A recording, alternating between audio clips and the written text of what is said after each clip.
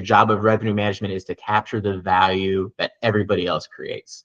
And you can say revenue is a team sport all day, but like at the end of the day, when some ops is making the call on the ground, like, are they going to understand what that impact is? You have to make that clear. That's your job as a revenue manager. And so really just approaching it as like, it's a team sport, but also there are trade-offs that everybody's making. And we need to realize like how this impacts it, right? I think early on, it was mostly people coming from hotels trying to figure out short-term rentals, or people that had done short-term rentals on their own for 20 or 30 years. So there really wasn't this cross-pollination of different methods, right? And so like I think of all the different industries I saw when I was consulting, and I think how they did business and maybe how does that apply to short-term rentals. Welcome to RevLabs by PriceLabs.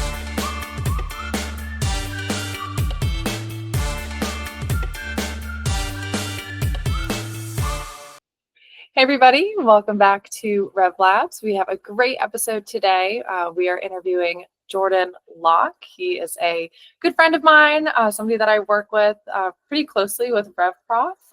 So today we're doing a Life of a Revenue Manager episode and kind of diving into what inspired him, what brought him into revenue management, how he thinks about revenue management today, because there's been so many changes over the past, couple of years. Jordan, want to say hi and introduce yourself? Yeah. So, hey, everybody who doesn't know me, I'm Jordan Locke.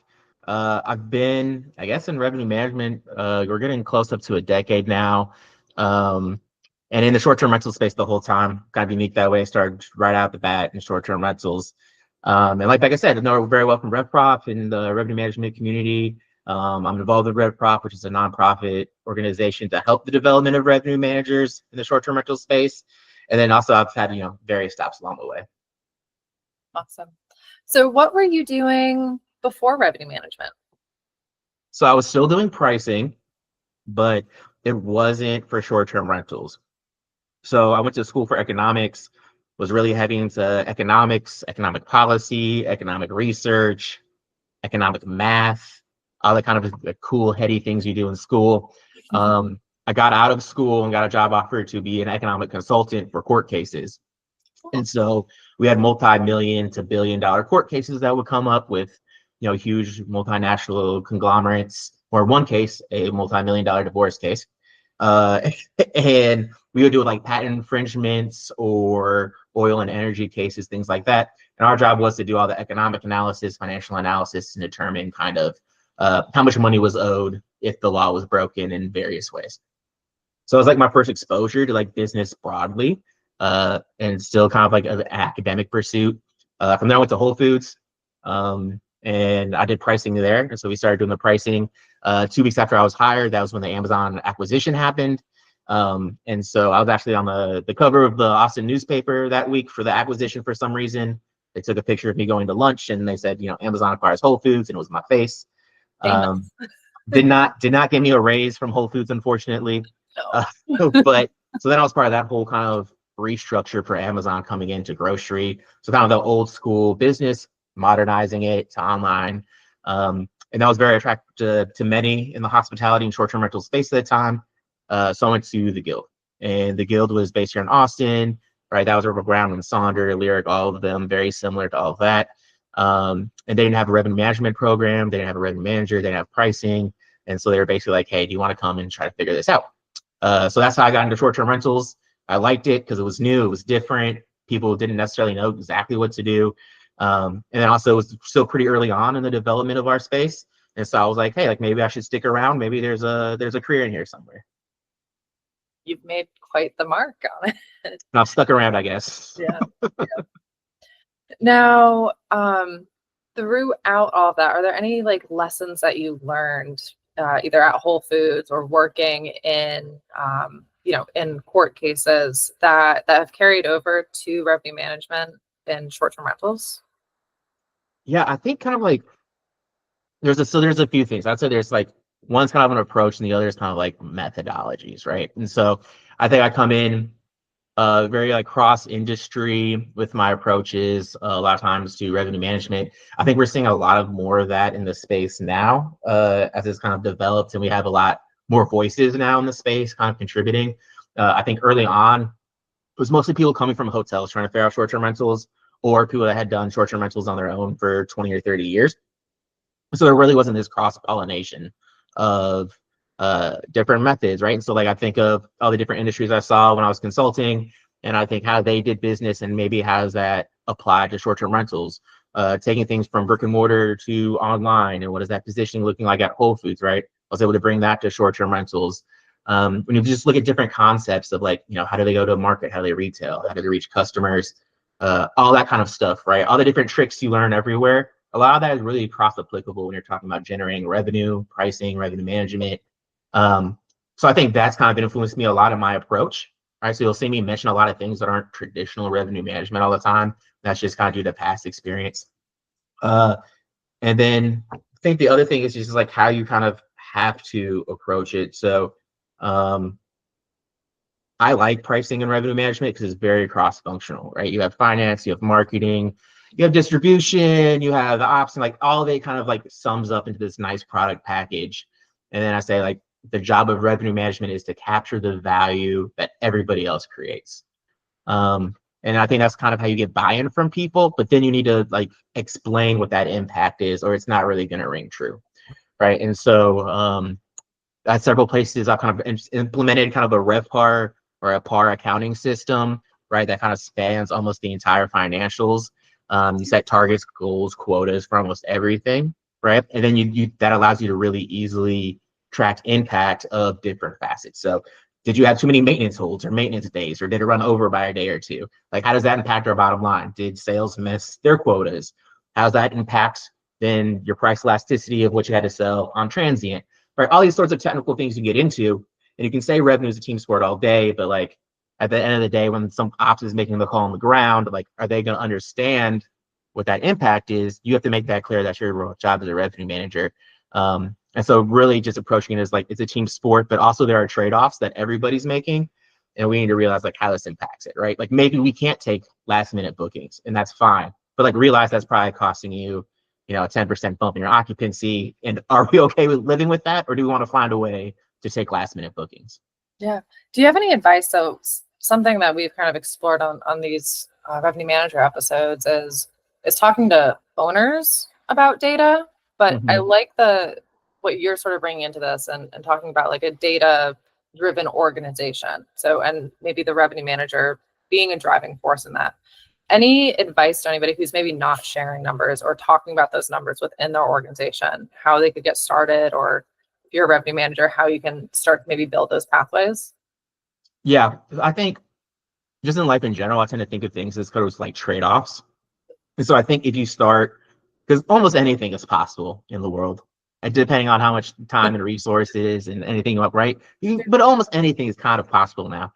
And so it's like, you can do it, but do you really want to do it, right? Like how much are you gonna have to give up or invest in it to get it?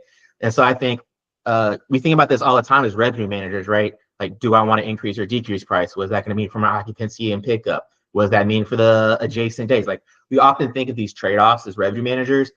That's not readily observable to everybody else outside. So you have to communicate that. And then I would communicate things you're communicating to other people in your team in the same way as trade-offs, right? Like for the last minute booking, right? Okay, maybe we can't handle it. We don't have check-ins or can't verify the ID, whatever the issue may be, and we can't take last minute bookings, but then realize this is the impact of that, is that, okay, pass that to the person that's making the decision, pass that to your leadership so they know where that trade-off lives. And sometimes that can really move the needle. When I was at the Guild, actually, we had a property up in Dallas that was doing horrible, losing money, hand over foot.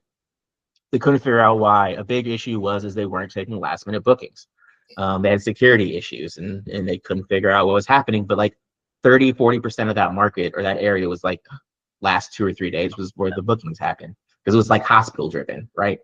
And so like that was a big problem. Like, well, what can we do with pricing to fix this? And it's like nothing. Like if people aren't booking, they're not booking. Like you have to figure out something. And so we went through this whole thing, kind of broke it down. At the end of the day, we ended up changing some of the rules, and then the business doubled month over month. But it's like you have to make this trade-off readily available, or they're just gonna say like, we can't do it, find something else. Yeah, no, that makes a ton of sense. Shifting a little bit, you're somebody that I've looked up to in the revenue Uh-huh. management space in the industry. I think a lot of people do. Who are you sort of, I don't say looking up to or admiring either in our space, or even are there minds like outside of the revenue management space, outside of vacation rentals that you're listening to and being inspired by? Yeah. So, a random person I've been listening to a lot recently is Professor Cunningham. He was originally at Baylor University. I think, congratulations if he ever listens to this, probably won't. Pretty sure he just got hired by Harvard. But he's one of the leading AI economists right now. And so that's like a really interesting cross space for me, both the economics and then obviously with the emergence of AI that everybody's saying on top of.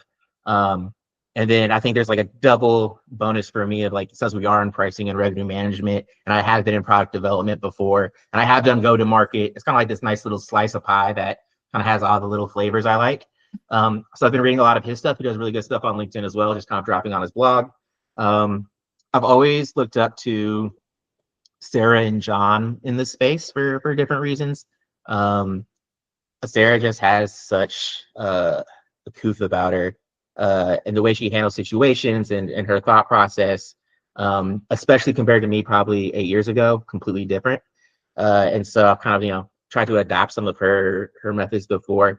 And then John, I think, just thinks very similarly to the way I do. Me and him can go off on tangents and down rabbit holes for like days on end. And so me and him can talk about anything, but he's also like a little crazy like that, where he'll throw different stuff in his presentations or when he does work and he's explaining things to you, it keeps it interesting. So I always want to hear what he has to say. And I'm always trying to think like, can I say something that's a little cooler than what John said? Probably not, but I'll try. I love that. And just to clarify, so that's Sarah Franzen with RevZen and John Dearley. Yeah. Yes, Yeah. Yep. No, love them too. Now, what is your sort of day-to-day like, or what are you sort of doing as a revenue manager? Like what should that look like, or what does that look like for you? Yeah, so a typical day when I'm revenue managing, I usually wake up. I feel like most revenue managers kind of wake up and just kind of assess what's happened overnight, what's hit their desk, what alerts kind of emails come in, right? And you take a quick second to kind of prioritize actions given on your schedule. I think that's really important because unfortunately in revenue management, you're just never done. You're always going to wake up. There's always going to be something extra. So you kind of have to like take a breath and readjust every morning. I think that's important. Otherwise, you're just going to be running around for years on end. So that's how it usually starts. I try to batch my client meeting days together. So that used to be Tuesdays, for instance. And so Tuesdays would be pretty much all client meetings back to back. And so I would structure my week more so to have a good flow, right? So Monday would be more heads down work. We're prepping reports. We're checking what happened over the weekend. I'm connecting with the team. And we're getting ready for these meetings that happen on Tuesday. Tuesday, a lot of times we roll in, we'll do client meetings. It's a really meeting heavy day back to back. Wednesday, a lot of times you're kind of just, assessing collateral damage and working out on all your to-dos that you got from Tuesday from all your meetings, right? So then you're just kind of, corralling all the cats on Wednesday and getting set up, right? Thursday, you're probably double checking, making sure you got that done and like, oh crap, what else was I supposed to do that in? And then Friday, usually, you're playing catch up or getting stuff ready for the weekend. And if I can, I usually try to institute summer Fridays and do half day on Fridays to kind of kick off the weekend. Sometimes that costs me some nights, but I should try to get some work-life balance in there. But yeah, so yeah, that's the kind of the normal cadence throughout the week. And then your daily tasks are just kind of the cadence of different kinds of checks, when they happen, how often they happen. And it's not necessarily every Tuesday, every Wednesday. Some are like once every 2 to 3 weeks. Some are once a month, once a quarter. So we are always working through those with clients. And then recently I've kind of switched and we're developing a little bit of some product related stuff. And so a lot of my time recently has gone more towards like product development. Interesting. Can you give us an idea of what you're developing or not yet? Yeah, sure. So I have some experience developing some products in the revenue management space. For instance, so when I was at Verbo, that was like a really big eye opener, just because when I'm talking to people like Becca or John or Sarah, and they kind of know what's going on, that's a different conversation. I went to Verbo, you had 3.5 million people that, didn't change their rates more than once a year. And that's just like a totally different demographic, but that's over half the inventory in the US. And so, well, the listeners of the podcast might not know, I had that accident, car accident in May. And so I've been working through rehab, rehabilitation, learning to walk again. I'm finally up to using a cane and doing that sort of stuff. But that whole process made me think like, okay, well, if something happens like this or worse, what does that mean for my clients? What does that mean for people doing revenue management? What does that mean for me? If I can't wake up every morning and check my alerts, like how effective a revenue manager am I? And you know, how do I continue putting food on the table for myself? And so since then, we've kind of been working on developing a product that's an explainability layer. And so we've kind of rolled it out with some of our clients internally. And what it is it provides one, a kind of a chat interface, right, for revenue management help. It allows some ingestion of some data to like answer quick questions. And we're developing kind of an agentic AI structure right now that also allows like a case submission. So we have it at the point right now where you can submit some facts and some questions. You might get a few questions back, and then it'll think for 2 or 3 minutes, and it'll kind of give you a case analysis just right off the bat. And so really thinking like, how do we make revenue management self-serve for people that don't want a revenue management education? And then also like, how do I continue providing revenue management services if I'm laid up at the hospital for a week? Yeah. And this just kind of all came together. And so we've been working on developing some of those tools for our clients. Yeah. So this is a question that I know, you know, when Anurag and Andrew, and they have all the leaders in the dynamic pricing space up on a panel, they always ask this, and I'll ask it to you. Do you think that AI in the future will get to a place where revenue managers are, I don't want to say obsolete, but not as necessary anymore? Or where do you see sort of I think the role is going to change drastically. I don't think people are going away. That's a really hard argument to make. And even if it was true, I don't think people really want to hear that. I think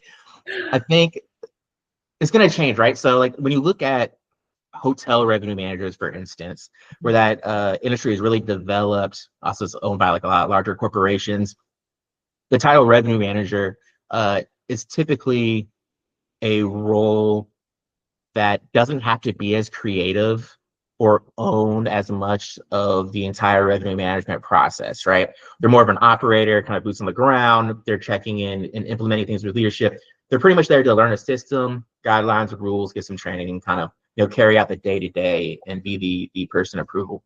I think we'll still need that person approval, but if you look at like when we entered the short-term rental space, you know, a couple years ago, right? Revenue managers there were, you know, kind of building their own models, whether that was in Excel or something else. Revenue managers were going to places like PriceLabs to kind of develop the software and equations and calculations that go into it and the methodology. And so like it was a much more constructive type role, right? You're not just executing a system, you're kind of building a system. I think that's going to become more and more important. I think we're going to need less people to run it and more people to build it. And imagine if you have a near perfect software and everybody uses that software, competitors are still going to want somebody to come in and try to find some sort of edge, right? It's never going to end. Revenue management never ends. Yeah. That'd be the takeaway. So I don't think people are going away, but you're going to have to learn, right? You're going to have to know how to build. You're going to know some more of these complex sort of like components to revenue management, kind of the intricacies. Maybe you're going to have to learn how to build AI, whether that's prompting or engineering, working with various tools. You know, you don't necessarily have to be data driven, but you're going to need something that you bring to the table that helps kind of build the system up. No, that makes a ton of sense. That makes a ton of sense. Right now, I feel like it's hard to ask some of the revenue managers to start building out AI and start learning AI. Where would you maybe start if you're kind of that boots on the ground and you want to be relevant in, 10 plus years? What would you say, or what have you seen be sort of good starting steps to start implementing AI and leaning more on your creative side versus having to do the tasks day to day? Interesting. So specifically for AI, there's been a lot of really good kind of coursework that's dropped over the last year or two. So now kind of getting the basic building blocks for that is not as hard as it used to be. You can go on Coursera, Udemy, Google, NVIDIA, most of those places, OpenAI, right? most of those places are now starting sort of their own learning centers that you can get in there and at least get the basics if you don't know. I would say if you're not an engineer or some sort of data scientist, understanding how things work is much more important than knowing how to do it yourself or build it from scratch. And so everybody's not going to need to know how to code, right? Probably less people will need to know how to code, but you're going to need to understand like what ChatGPT is doing when it spits you out an answer. And if you can't explain like when you put in a prompt, what it did to get to the answer, then it was a big ask, right? You can't technically explain it down to every detail because the layers are too thick. Like generally you need to know, like, it's trying to predict the next word. It's all English based. It's just trying to predict the next word. So when you're asking a math question, it doesn't do great because it actually doesn't do math, right? Like simple things like that, like knowing what does math and what doesn't is going to be really important. So I would start there, kind of learning what you're doing and going with. And then I think also just kind of from my econ days, right? I think a lot about the different kind of like theorems or thought experiments or like the calcified concepts that are already there. And I think about like how would I apply that to my models or using AI, or how could AI help solve that or bring that concept to life. And so I think, just kind of getting out there and whatever interests you, just kind of reading it and then thinking like, how could I conceptually even get this to work? And that'll probably get you on the right track. Yeah, and I think that kind of goes back to, your previous experience and a lot of the other revenue managers that I've spoke to in this segment is really taking there isn't a revenue management university course that you can take for short-term rentals. And that's what makes our industry so unique, because there are so many outside perspectives. So even if you don't have sort of an outside perspective, like an economics degree or working for Whole Foods, there are probably things that you can take from your past or things that you're interested in now and apply that. And I think like the creativity that we see with you and John and Sarah outside of revenue management, I think speaks to that as well. So super interesting, super interesting. And I forget, I think there was I forget what the specific study was, but there was one done, and a large percentage of Nobel laureates usually are proficient in something very cross-functional and very different that they are able to tie together, right? It's like physics and music or something, right? And they're using inspiration from these other fields that they did not get a Nobel Prize in, where they see some sort of analogy. Oh, like this happens in music, and that's kind of like this thing that happens over here in physics. I wonder if I try the analogy, if that works, right? And so that's like how a lot of Nobel Prizes happen. And so I think, everybody just has to do that. Whatever your passion is or whatever you're interested in, just think of the similarities and cross-apply it. I love that. Love that. So going to the fact that there aren't a ton of revenue managers in the space, I think Steve Trover recently said that the job postings for revenue managers is like 2-3x in the past couple of years. If you're looking to bring more sort of structured revenue management into your business, and it's not really something that you're currently doing, maybe you're a GM wearing a ton of hats, maybe you're hoping to get into revenue management, what sort of qualities would you say are important for maybe somebody who doesn't have revenue management experience, but could potentially be successful like in this role? Yeah. So I think you have to have a curiosity, or at least a willingness to learn. Not even a willingness to learn, because I think it has to be a bit intrinsic and kind of self-driven. Like we said, right, the entire discipline isn't codified. We're still working out the details. There's no university course, and there's tons of people from different backgrounds here. And so you're going to have your own curiosity to kind of drive you through this profession at this time, for better or for worse. So you need someone who's like interested in this. I've always said you need somebody that's also intrinsically motivated to get the hypothetical maximum, right? You're never going to know if you actually got 100% of potential revenue. You're never going to be able to prove it, even if you did. I mean, I've like 2x and 3x market on RevPAR before for reporting periods, and everybody's still like, well, do we leave something on the table? And it's like, man, just take the money, man. But like, you're always gonna, or like I know I've said this before, but like people don't call you about a right price and say that was perfect. Yeah. They call you for bad prices all the time though, right? Like I've gotten those midnight calls. No one ever said, great price change at 11:59 p.m. And so like you have to be intrinsically, you have to want to get that maximum and know you're never going to be able to prove it, but know you want to work towards it. So I think that's also a really important feature. Not be demotivated by. Not no, can't be demotivated. Gotta have thick skin. Maybe a sense of humor too, I think. Yeah, I feel like we do all have a pretty strong sense of humor. I think it's because you have to, right? Because you hear so much criticism. Mm-hmm. Yeah, gotta have it roll off the back and maybe chuckle a little bit while you're at it. Markets are changing. Things it's not 2021 anymore, not 2022. What would you say the biggest challenge like for revenue managers that are either entering the space or have been in the space in 2025 going into 2026? I think it's gonna be really hard, especially for new people, to figure out what's trustworthy and not. I feel like so it's really good. So there, over the past year, I feel like there's been a lot of kind of new entrants into the dynamic pricing and revenue management space.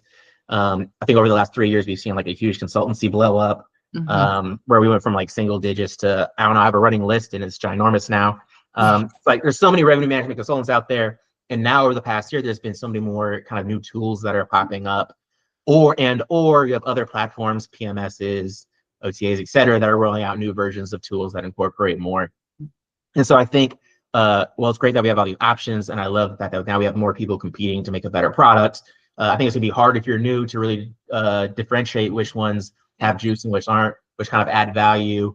Also, you know, like a lot of these places are like, you know, white labeling certain aspects or et cetera, et cetera. A lot of places don't show you their entire methodology. And so it's gonna be really hard, especially if you're brand new, to differentiate which software is better and which one is worse and which one's worth it and what you actually need and don't. And so I feel like that's going to get really difficult. I do feel like, much like we saw with operators over the past decade, you know, probably over the next 5 years, we'll see a lot of these start to consolidate down as well. And I'm assuming there'll be a call to action for these companies to be a bit more transparent, or some sort of quality testing or checks going forward, because you're going to hit a consumer problem anyways, getting your information out there. But I think that's what's going to be difficult, is now there's just such an explosion of tools and information.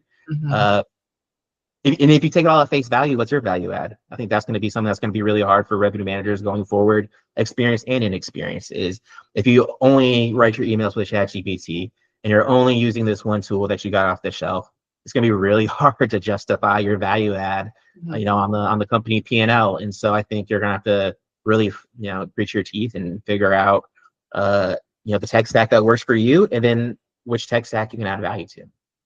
No, I like that.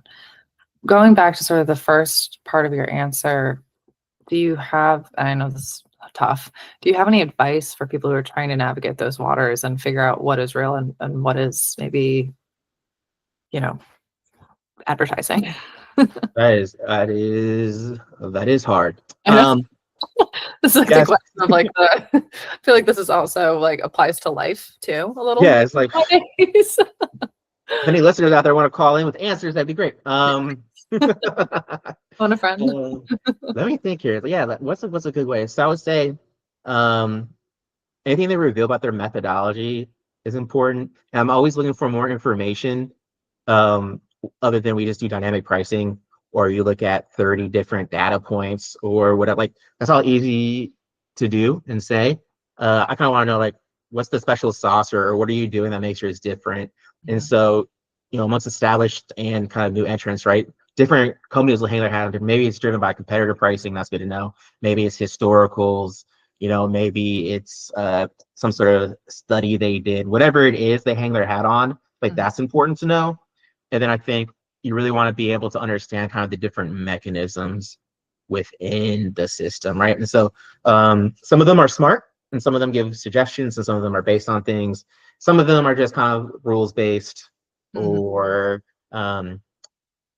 you know, is everything kind of implemented, figured out, and optimized together, or is it a staged process? Like, these are like little nuanced things that are going to make a difference in the end product. What I would not want is like and I've seen a few of these, it's just a GPT product, right? So like, there's some revenue pushes out there, and if you have like a chat interface and all of that, I think that is great from a UI perspective.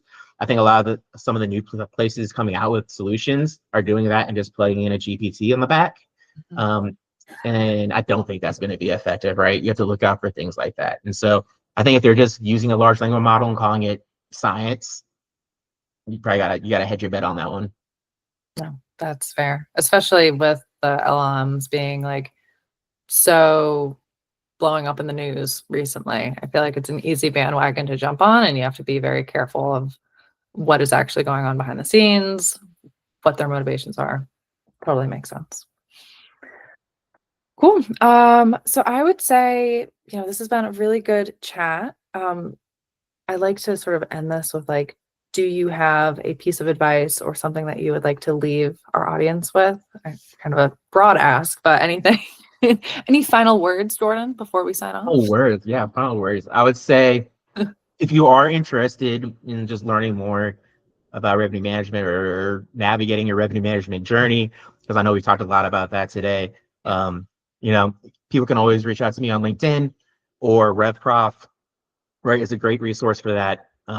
We're developing resources and courses and conferences to really help people develop. And so if you go check out revprof.org, I think that would be a great starting place for people that don't know exactly what to do or just need to ask somebody, for some advice. We're always there for that.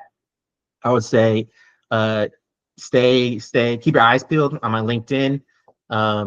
We are, like I said, working on that product internally for clients, but we'll probably make that publicly available at some point here, just kind of along that mission, right, to drive revenue management forward. So keep your eyes peeled for that. And then just advice to new and old companies. I would say you need to really, I would say, bear down right now and figure out what your path forward is in this space. Not in a dire way, like everything's going away and you better figure it out or you're not gonna have a job. But just things are moving so quickly. And there's so much new things flooding the space. I think everybody needs to get crystal clear on what their value add is, what their differentiators are for both them, their products and tools. And so I would just, urge everybody, revenue managers, operators, suppliers, let's get super crystal clear on what we're doing, guys. Yeah. Think of it as an opportunity. Again, like I said, not a dire thing. Opportunity to evaluate like where your value could be in the future. And there's so much out there, right? So the clearer and crisper you are, the more traction you're going to get and the easier it's going to be for people to understand you. And I think that's just, with so much information now, that's more important than ever. I love it. Love it. Well, Jordan, thank you so much. Like you said, you can find him on LinkedIn. Also, feel free to follow RevProf or go to revprof.org if you're interested in membership. We have a couple of great events coming up. We'll be at Verma running a revenue management course there. We will also be at DARM. We're curating the 2 revenue management courses for that conference. But Jordan, thanks again so much for your time. Always lovely chatting with you, and we'll chat soon. Awesome. Thanks, Becca.